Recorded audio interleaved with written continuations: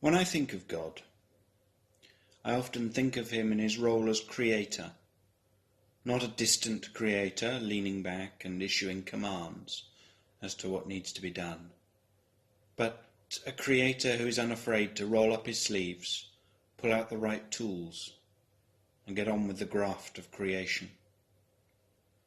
This is what I see in William Blake's Ancient of Days. I see God kneeling with his compasses, measuring out the firmament as he creates the world. I often think of that creative spark which we all have as being a part of the image of God in which we are all made.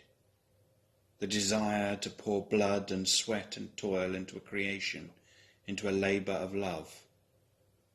In that, we very much reflect our Creator, a Creator who still tirelessly slogs to create.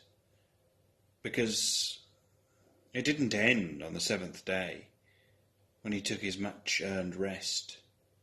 Jeremiah saw God still constantly working to create when he said, "The word of God came to me saying, before I formed you in the womb, I knew you. And before you were born, I set you apart and appointed you as a prophet to the nations." When St. Cuthbert knelt by the side of the Norloch and built a chapel here for the worship of God, God himself was here with his carpentry tools.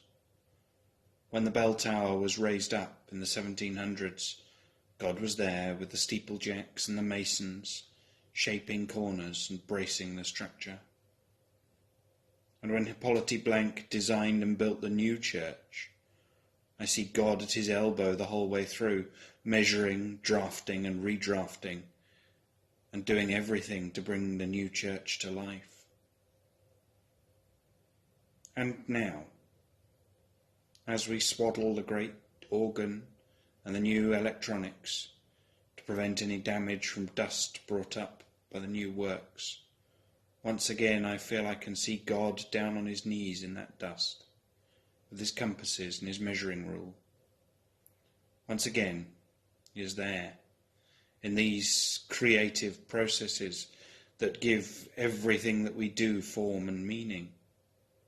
Once again, he is unafraid to roll his sleeves up and get stuck in with everyone else, creating a space where we can worship God and share our worship of God in a new and fresh way. And I'll close with the words of a hymn which I learnt at primary school.